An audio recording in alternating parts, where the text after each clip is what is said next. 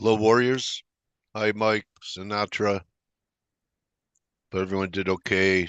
Kind of wild trading after the Fed. James, how are you? Bran.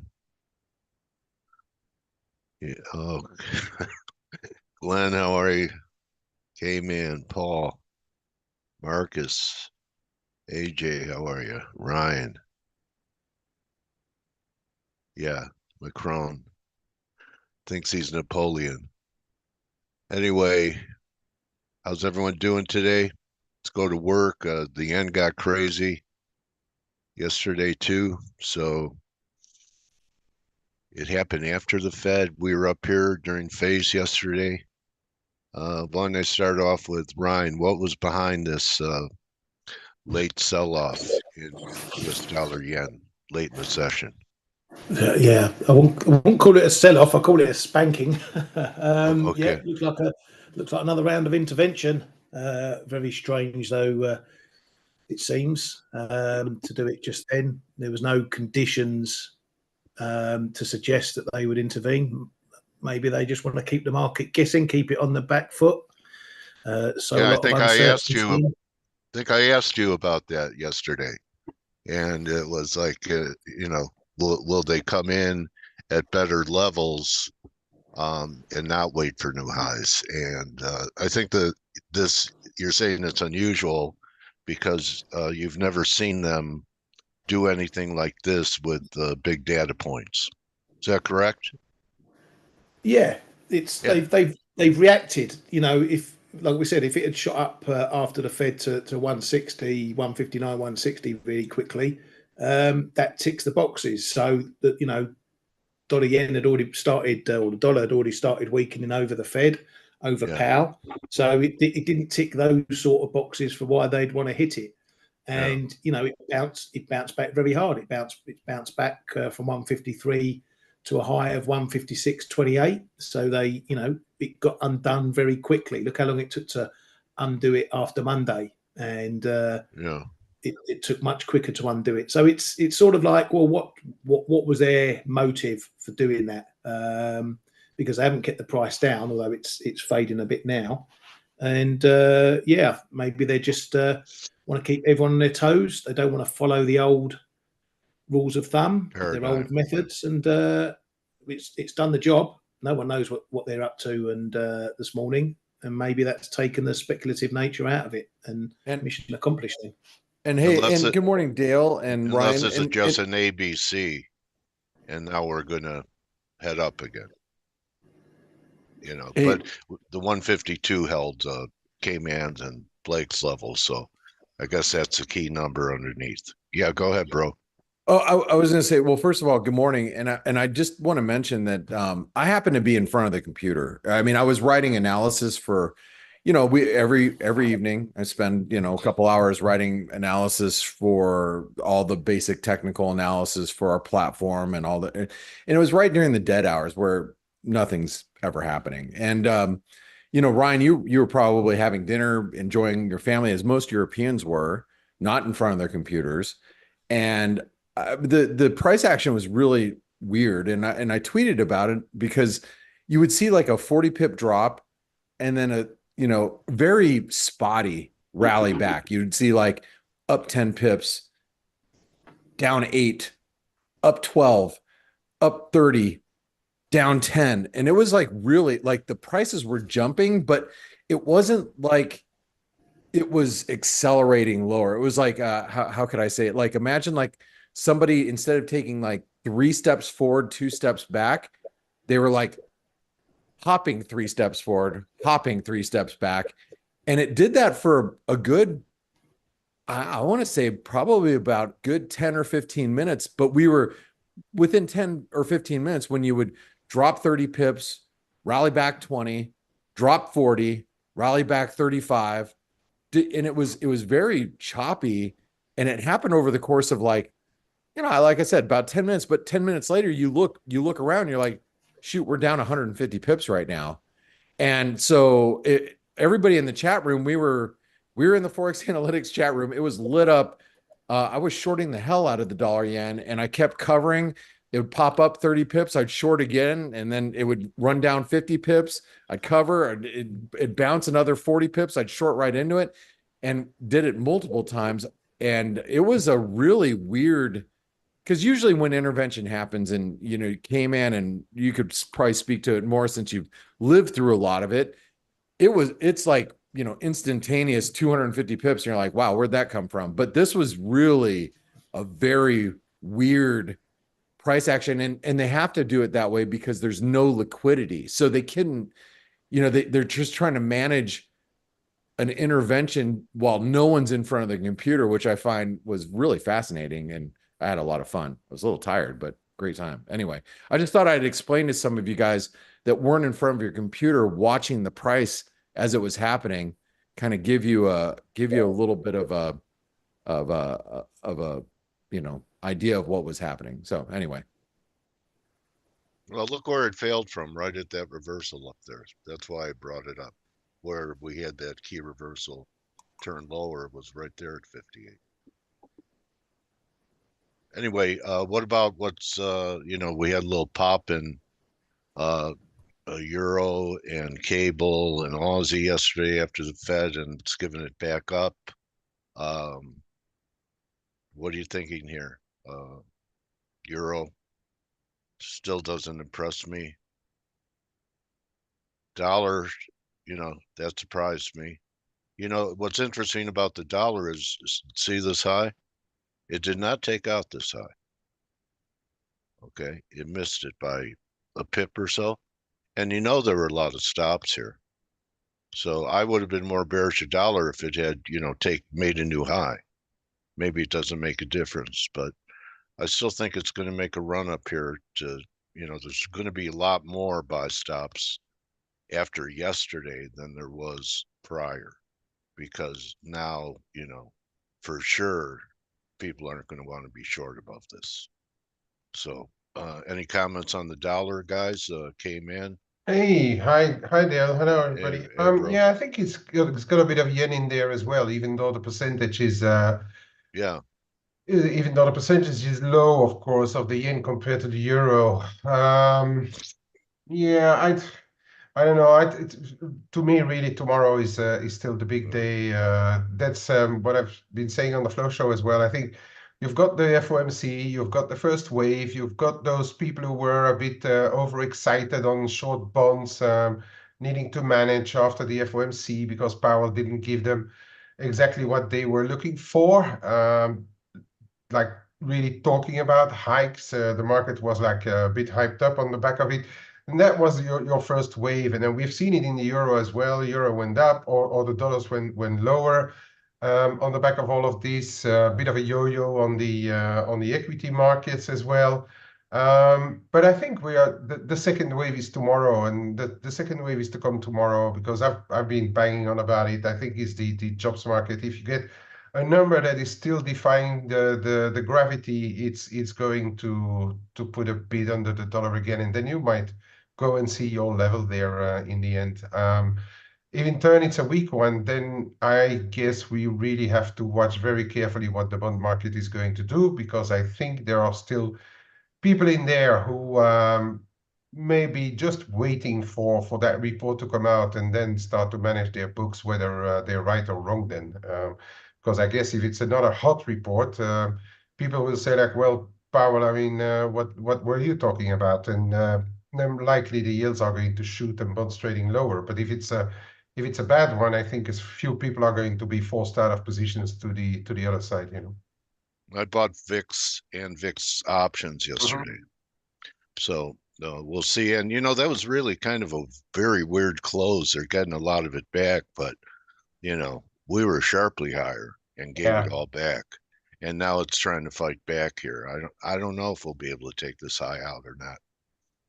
Maybe this is the pole and we're just getting a little flagpole trying to correct this candle. Yeah, it looks like a lot of short-term stuff going on there. And perhaps the real market movers are waiting for tomorrow. Tomorrow. Yeah, it could be. And, the 10-year. So if we get a hot number or a good number, or I don't know, however the market's going to interpret it, I still think we could see one more high Yeah. if that happens in yields. And I think that we'll get the Dixie stops if that happens as well Mm-hmm. over the highs. And maybe gold and silver finish whatever they're doing, finish up. A lot of people calling it a wave 4 correction. Congrats to Stelios. He got his 2620, yeah? Yeah, you both got it a day Yeah, apart. we got what we want. Yeah. And now we are waiting for what's next. Okay. Yeah, I'm a little conflicted because I'm looking for deeper on the miners, Mm. and the physicals are almost at the target. And I'll mention again, platinum up 11, gold down 20. You're making a lot on that long platinum gold spread. Stelios turned bullish last week in platinum. Mm. Okay, and it didn't act great last week, but he turned. That's when you buy it. And that platinum gold spread, I don't think it's picked up about, I don't know, $70 or so in a week. I think that'll continue to work. So Canada, is this one more pullback and then we're going to go for 38? Yeah, I know. mean, McClem is not really hawkish, is he? He's talking again later today, by the way. They are talking again today.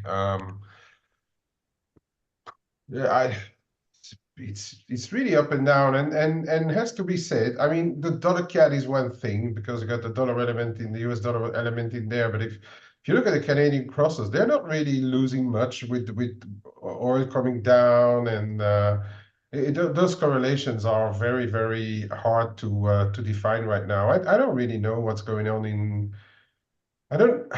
To be honest, I don't really know what real side to pick in the Canadian dollar right now. If you look at it in dollar Canada terms, the US dollar, I think Okay. it's unless we get like a really stupidly bad report tomorrow, it's likely still going to be a buy on dips. That 136.5 looks a bit 136.5 down to 136. That looks a bit of a decent level to try it if there's no big accidents tomorrow. But apart from that, I'm having tough to see the forest there in the Canadian dollar. Okay. So what are you thinking here in the dollar now, Blake? Sorry about that. I was just answering something in our chat. How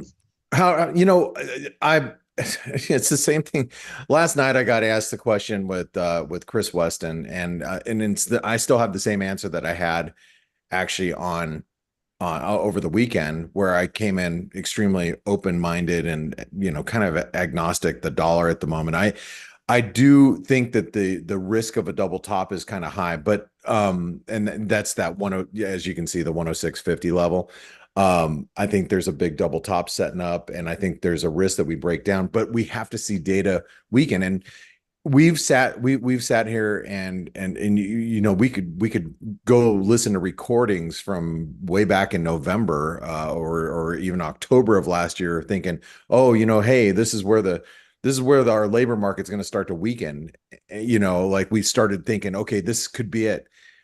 I mean, here, fast forward 6 months later, and we're still looking at very, very strong economic data. And not only do we have, still a very solid labor market, but now we have really strong inflation. So it's really, I as much as I can look at the dollar and say it's not performing really that well considering everything that's happened. The flip side is I don't know if it's ready to be shorted yet, because I think we have to see what NFP brings us. But the weekly unemployment claims, maybe they'll give us a little bit of a view today. And that's the way I would be looking at it. I guess to answer your question, Dale, I don't know what to do with the dollar at the moment. So all right. Yeah, it's not going to take much to for us to have a 2-week reversal. I think it's at 106.01. Right. And here I'll just look at the dollar. We're torn here. Let me find the dollar index really quick. By the way, Bitcoin is bouncing right back up into some previous support. I know somebody had mentioned it a little bit ago, but let me pull up the where is my dollar index? It should be right. Did it move? Did I move it? Hold on one second. You moved to Kman's screen. Yeah, like where's my dollar index? Oh, there it is. Okay, so yeah, I mean it was looking like a bull flag yesterday, but then we stopped right at the highs, and so now it's like until we can get above that 106.60, I'm just kind of neutral. And now we just kind of I think we have to look at it like this, and you have to just say, okay, break out or break down. And I think the catalyst is going to be on, well, I hope the catalyst is going to be on Friday. So that's the way we're looking at it. Now, I did want to ask the guys a couple of things, Dale, because we did have some Swiss data overnight. We had really strong Swiss inflation data. So when's the next time that the Swiss National Bank meets, Ryan? Because they don't meet like the Fed and the ECB and other central banks, right? 20th of No, June. they meet quarterly. Yep. So we got to chew on this data for a while, right? And it was strong. If my memory serves me correctly, 0.3% versus 0.1% expected. Is that a correct analysis? Yeah, right there. Someone's asking about TFP, if someone could help them out. A gentleman from India. Yeah. You know what? I'll address that here in a second. But Ryan, what'd you make of that Swiss inflation data? Yeah, it was hot. As bumps go, it was a big one. Yeah, every right. central bank had bumps, but yeah, that would have shaken the suspension if you're driving over that one. Yeah. Now, Kman, I know our focus has been on the Euro Swiss. So what are you thinking here with the Euro Swiss? Because it's come down, pretty good. What are you thinking moving forward? I think there's still perhaps a bit of weaker Swiss short positions to be a little shaken out on this inflation number. But Jordan warned the whole market about it, right? That we would have bumps. I think even earlier this week he said something about it. But yeah, the market is always complacent until they get a smack in their face, and this is what happened today. I was actually pretty lucky ahead of the number that I managed my books a bit more, so I'm only back to really base positions. If I can, I'll wait until 96.75 or so. To me, 96.75 is a big level on the Euro Swiss. Around there, if it's a bump, if we don't see anything else come up that would put the overall short Swiss position in danger, it's perhaps a decent one to get in there. But I'd be a bit worried. And again, I'm coming back to the NFP tomorrow or the jobs report as a whole.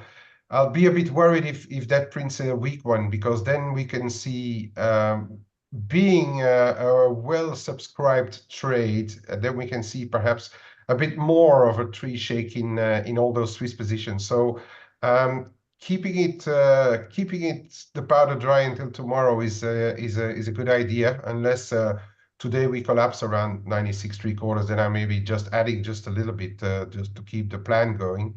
But I'll keep a lot of my powder dry until tomorrow. It sounds good. And I think a lot of people are going to be doing that as well. What I should do is I should circle a little bit back to the Fed, and I had a long discussion with Chris Weston over at Pepperstone last night on the trade-off.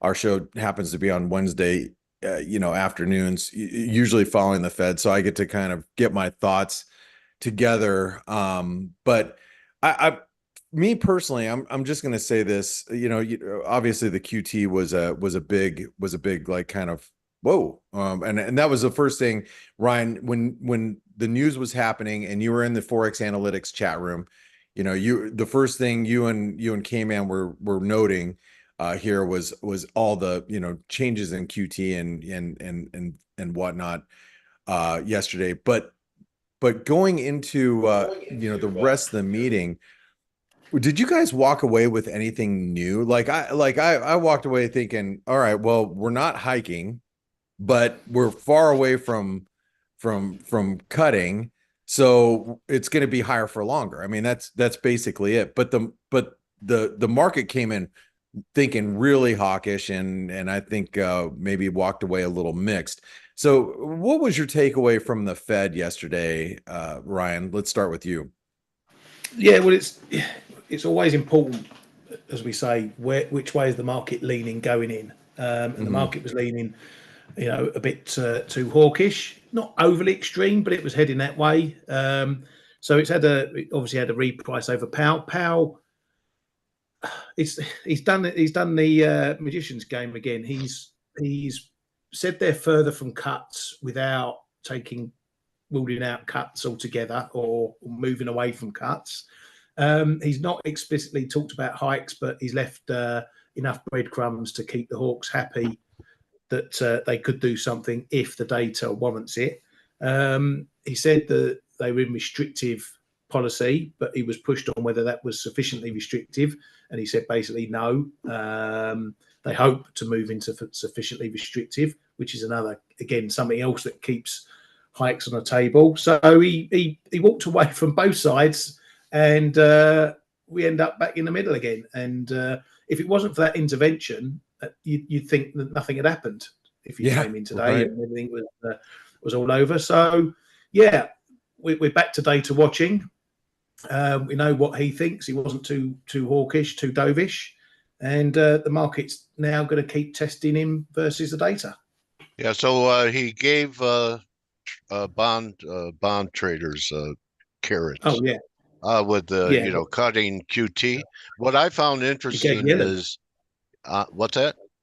He gave Yellen the carrot. She must be booking a hotel room for him and her at some point, because you know, that bond change that reduces a hell of a lot of what they'll have to do in Q3.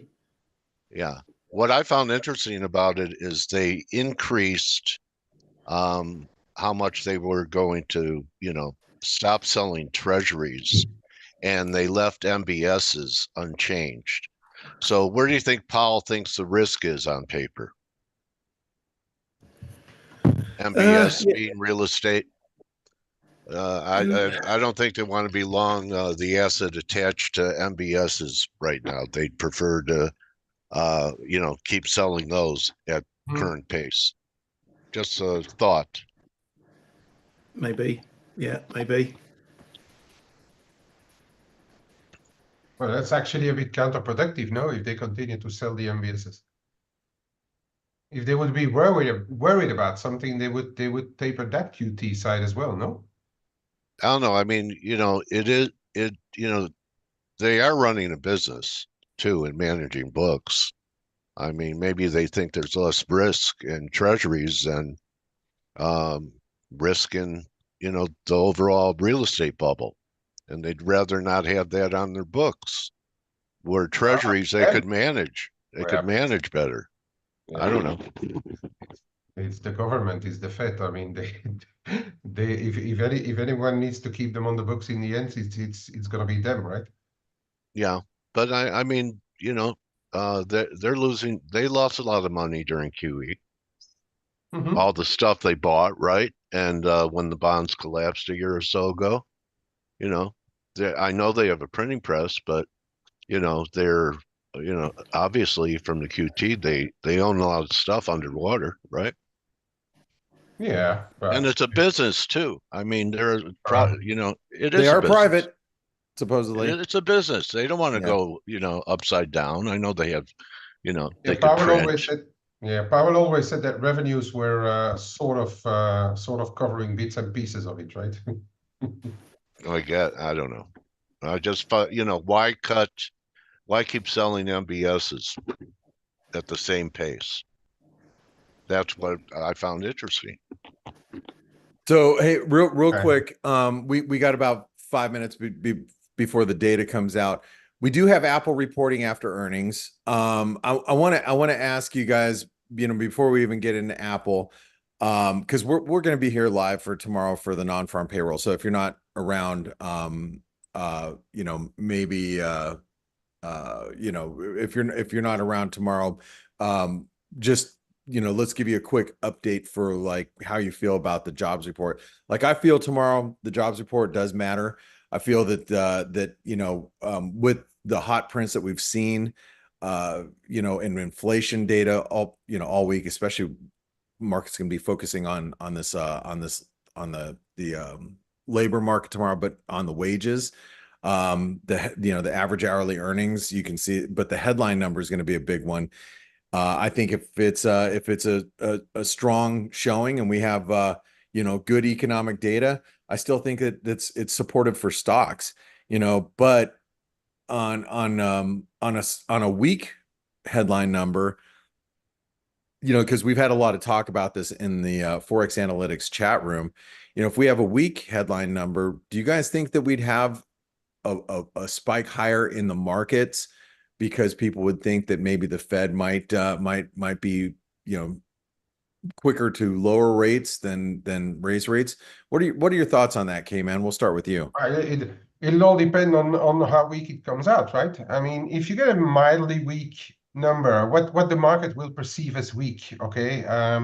Let's assume that you get a number below 100, like 80 to 100K, and then your unemployment rate hits 4% again without passing above it.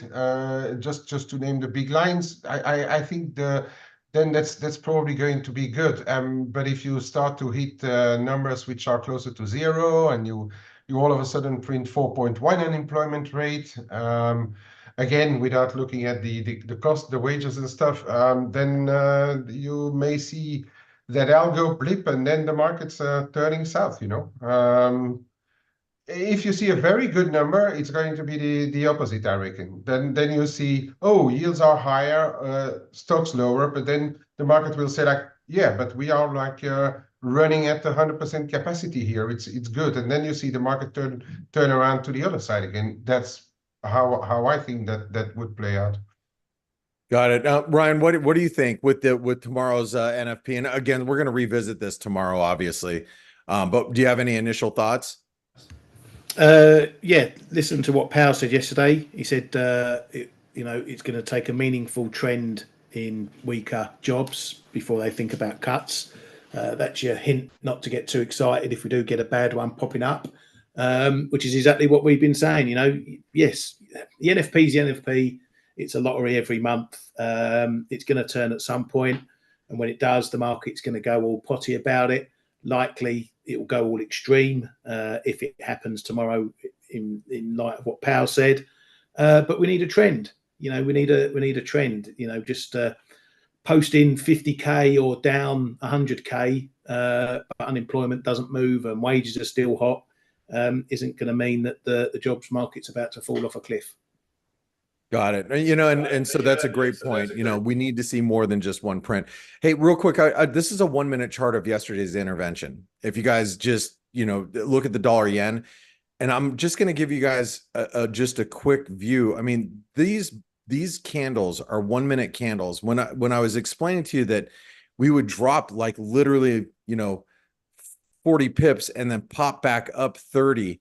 That's these candles that you see here. They don't look like it, but these are like 40 pip wicks.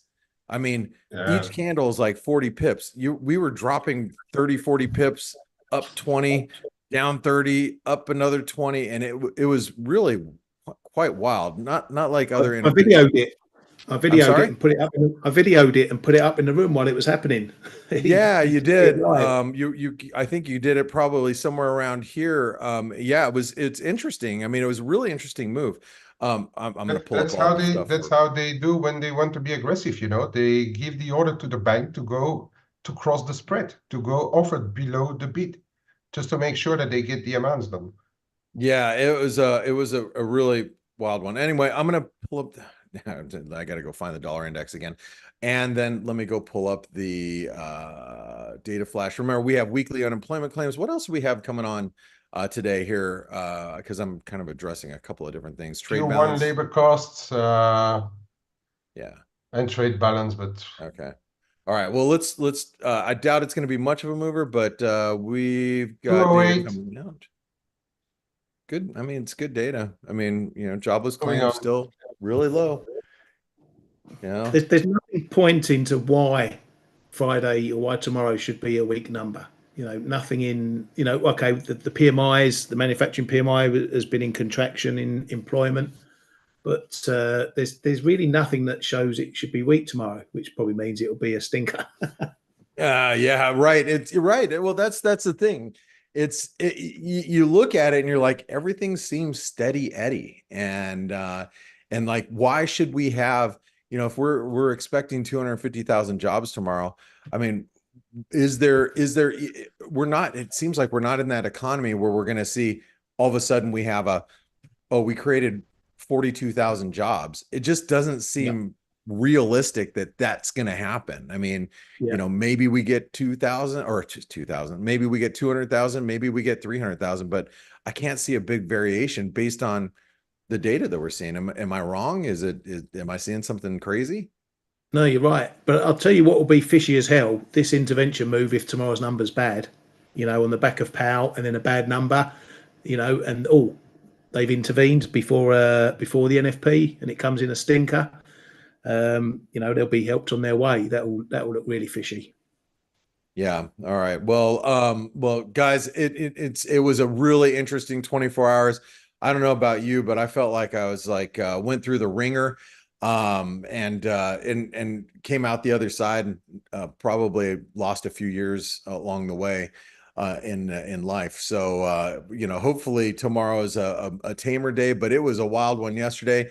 But remember, to be in the ForexAnalytix community, it's a place that we were going on and on and on yesterday. So if you want to be in a place that's really made for traders, make sure you jump in there. I'm gonna pass it back over to Dale. Ryan, Kman, thanks for being here today, and thanks for keeping us abreast of everything on the Flow Show. If you guys don't listen to Kman and Ryan on the Flow Show every day, just go to our webinars tab right on our site. You can register for that. It's free and it's every day during European hours. So thank you guys. And Dale, you have an interview, right? He was here and he's not anymore. Oh, that's interesting. Who is Oh, he's not here. Andrew O'Connell. Oh, okay. He took the promotion and now he's not here.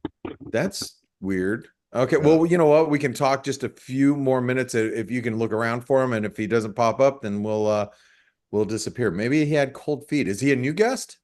No. Oh, okay. All right.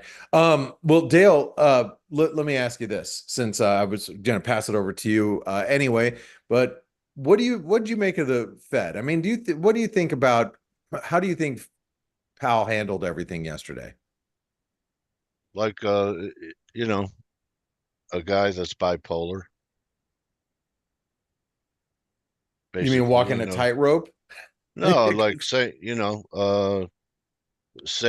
talking out of both sides of his mouth like he usually does. So you don't approve of how Powell is handling things right now? No, and I don't think many people will down the road. I don't think he has a legacy. I mean, look at what he's leaving us if this is his last year. Oh, Andrew's here.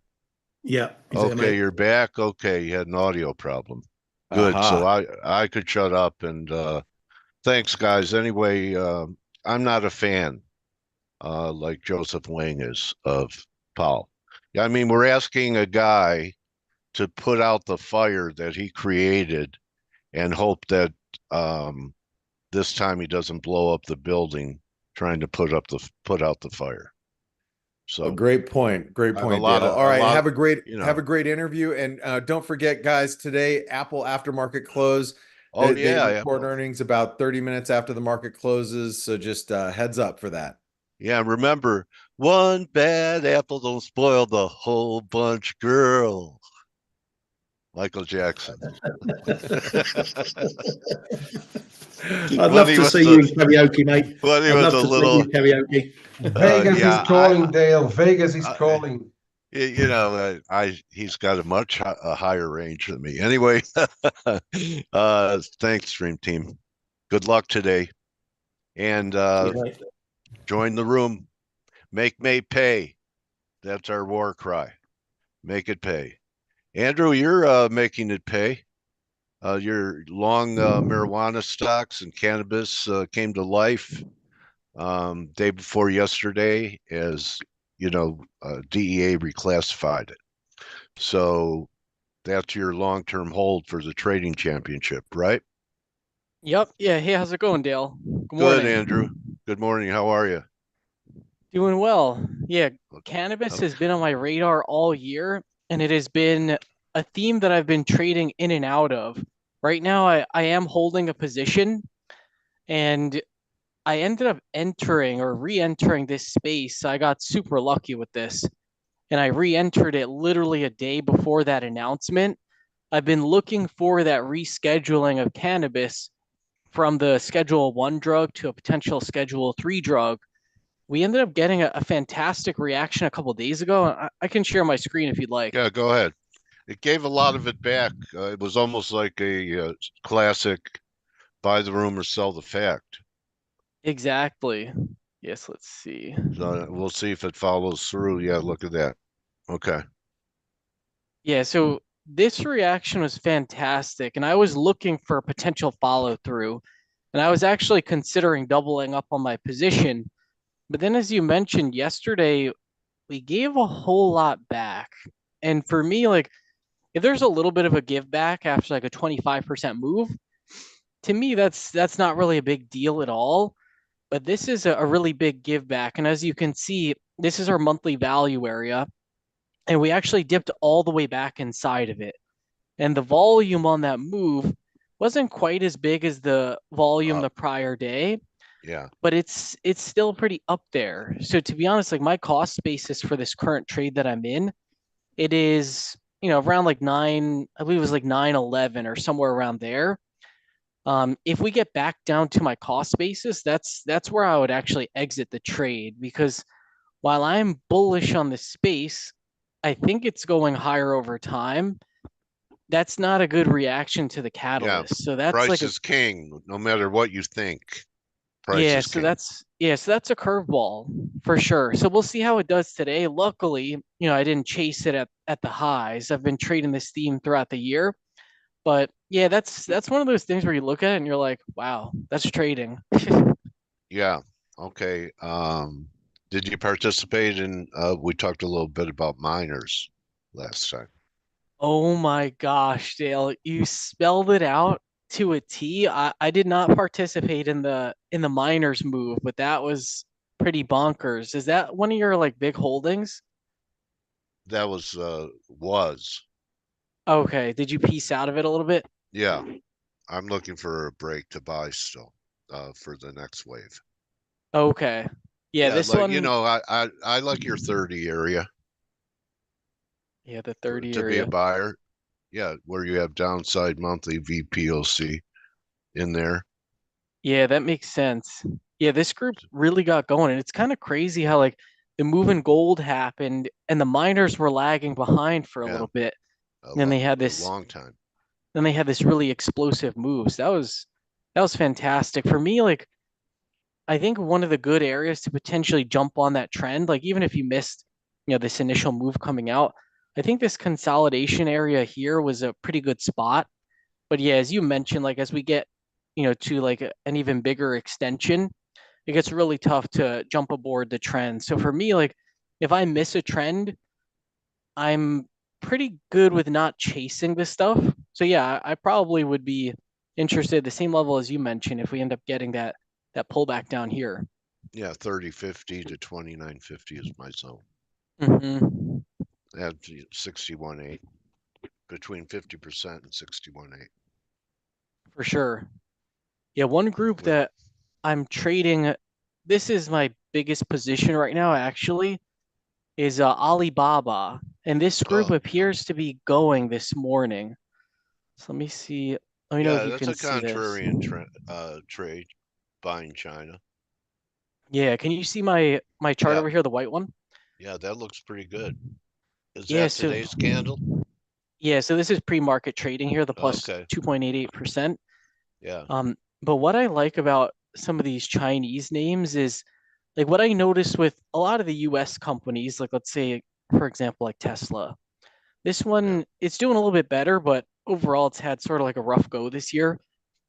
With Tesla and like some of these other names, the expectations that are built in, like in Microsoft as well, Yeah. the expectations now are really high because these names have rallied for like a year plus on the AI theme. Yeah. Obviously, like they're fantastic companies, all that good stuff.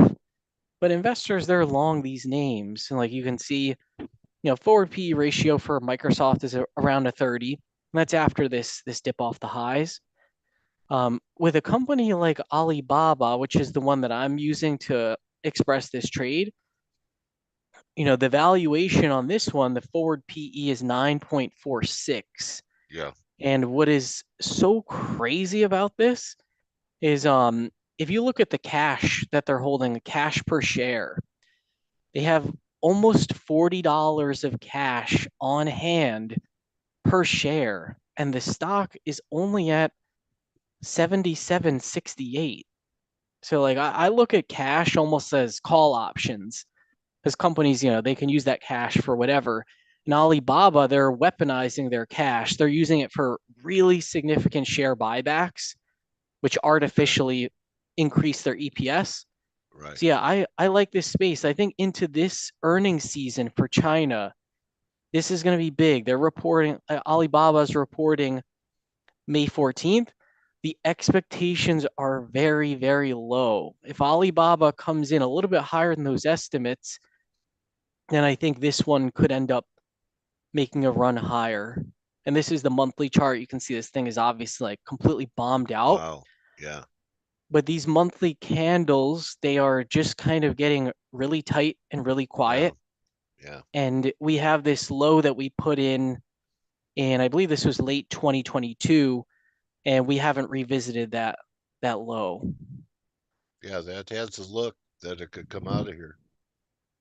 So if we got even just like one of these bounce moves that it's had, over the last 2 years, that's a really significant move. So yeah, Alibaba right And now is you're the one wrong that like traded. $10 lower. $10 lower, you're out. Exactly. Or a stop, right? Exactly. Yeah. You So yeah, probably don't even have to give it that low in 22. You could just give it the recent low that we've had, the low for the year in 24. Exactly. Yeah, this is a really, really tight range. Yeah. And that's could do that in a day, right? So it's a tight exactly. stop for the entry, and today's action looks good. Nice Yeah, look, man. So I entered this one right over here. I like your thinking. Yeah. Yeah, and I ended up eating a drawdown immediately upon the entry. Yeah. But for this one, I'm using call options. So my stop is the premium paid. I have call options going out to September. And depending on how the action goes, I would actually consider rolling those call options out in time. But we'll see what happens. This right now is sort of like the theme that I'm really closely watching. Okay. All right. What else? Overall view of the market. Correction going to continue, or was that enough? I think that was enough. Yeah, my view is like I just think there's so many people that are completely thinking about things the wrong way right now. So like we had a crazy rip in the markets for like 6 months straight.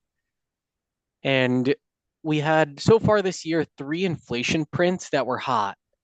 And that was really a big concern for me in the beginning of the year. Like these inflation numbers, they're not coming in the way the Fed wants them to. And all we've gotten so far for the S&P 500, like after 6 months of running up, we have like a 4% dip off the highs, and now we're just kind of basing out. So to me, this is just normal market behavior. And I think like anyone that zooms out on the chart, like this behavior over here, it happens in the market, but this is like a gift from, the market gods. this over here, this is completely normal to get a pullback after that really big run. And then if we look over here, like at crude oil, and we see what crude oil is doing, everyone now, right, they're worried about inflation, like inflation's too high. But crude oil is starting to roll over. And we can see, yeah, back down into the 70s, and crude oil actually declined for the month of April. And we're going to be getting the April CPI report in 2 weeks. And so I think that CPI report could come out pretty light. And suddenly I think everyone that's, looking backwards at Q1 and now they're concerned about inflation, I think a lot of them could be wrong-footed. It's like DBA, agriculture, also starting to break lower. I Commodities, wonder same why, thing. because the grains are coming out of the hole. So it must be the what? Cocoa collapsed after it was talked about forever, and I don't know where the weakness in commodities are because it's not grains. You look at beans; they're coming out of bases, all of them: wheat, corn, and beans. Yeah, so I think there's that weakness in crude oil that's starting to come through, the weakness in Oh, okay. diesel. All right. Um, Energy. All right. yeah, there's a couple that are Uranium. starting to break. Yeah. Okay. So yeah, Kind of we'll looks see. like I should buy this stuff here pretty soon. Could be. Yeah, Looks there's like a downside ABC. epoch. That's what I'm looking for GDX to do, what you're looking at right now on DBA. Yeah. Okay. So that's sort of how I'm seeing Well, things. you had TLT up, Andrew. What were you going to say about TLT? Yeah, TLT. So my big trades that I have on right now are Alibaba and TLT. And so I Okay. really like what's going on in TLT right now because I'm monitoring the inflation reports. And what's cool is for April, which is coming up, that CPI report's going to be released in 2 weeks. In April of 2023, we had a plus 0.4% month over month increase in inflation. So that means that for this year, we have a nice comp to go up against for the year over year numbers. Right. So when I look at that comp, that's a really friendly comp to go up against. And then when I see those commodity prices that started to decline in April, I'm like, okay, this is pretty good right here. I'm liking this setup. And you can see TLT, even though everyone's like hysterical about inflation again now, TLT is starting to carve out a base. Even though everyone was saying Powell was really hawkish yesterday, TLT ended up finishing out in positive territory. So yeah, I'm looking for in this space, I'm looking for that inflation print to come out light in 2 weeks, and that hopefully is a catalyst to move the TLT a bit higher. Okay. All right. And what else is on the menu that you want to cover today? Yeah, so other things on the menu, those are my big focus points. Okay. All right. Another one that I currently have on the books, this NYCB. This thing is another completely bombed out stock. It's a regional bank. Yeah. Mnuchin and his company ended up stepping in and they made $1 billion investment into NYCB. So this is another one I'm looking at. I have a very small position in this one. We'll see how it goes. But for this one, I'm really just betting on the jockey. I think Mnuchin is just like a freaking evil genius. Yeah. Yeah. So Why is yeah. he evil? Maybe not evil, just like the dude's a shark. Maybe that's All right. I think Yeah. a shark is a better word. Yeah. It's a barracuda, man. So, yeah. So I get it. So, Andrew, I like your work. And it's easy for people to understand, and you lay it out in real nice, clear, simple terms for them. People want to follow you and are interested in getting involved with you. Best way for them to do so. Yeah, best way is visiting firsteencapital.substack.com. So I write an evening research note every single day. I put out work on the weekend as well. And then I'm also on Twitter, so they can feel free to visit me there as well at Real Pristine Cap. You want to show your website? Yeah, sure. Yes, let's pull it up over here. Yeah, right over here. Yeah, check it out. Yeah, so this is over here on our Substack. So yeah, we have the daily trading analysis, and then we also have our long-term investing program as well, which is all ETFs. Are you an RIA? No, I do research, Okay. and then I'm a competitive trader. I do the U.S. Investing Championship, so I'm Right. competing again in 2024. Okay. And do people subscribe, or this is all free? Yeah, they can subscribe. There's a free version. I try to put as much on the free as I can. Then there's also a premium version. I share like what I'm trading and just a lot more in-depth analysis. So yeah, either way, I never like to pressure people or hard sell them. Yeah. But yeah, feel free to come on, visit me over here. That'd be awesome. Okay. Yeah. Andrew, he's a hunter. He's a trade hunter. And I like the China idea, and you like to look for things that aren't crowded. That I've noticed. Exactly. And longs and TLT and buying China is not a crowded trade, Mm-hmm. So I'm rooting for you to be a champion. Don't forget us when you're famous. Oh All man, right. never. You promise. And you know, I hope you have a nice quarter coming up here, Andrew, Thank you and so we'll much, talk. Dale. You Yeah, too. we'll talk. Yeah, we'll talk again in the summer. So I'm a fan. Thank you so much. I appreciate it. Thanks for everyone tuning in. I really appreciate it. All right, so check them out. And guys, you could join the team in about 20 minutes. And on X, it's at Real Pristine Cap for you to find Andrew. And that's a wrap, guys. Good luck today. Good hunting.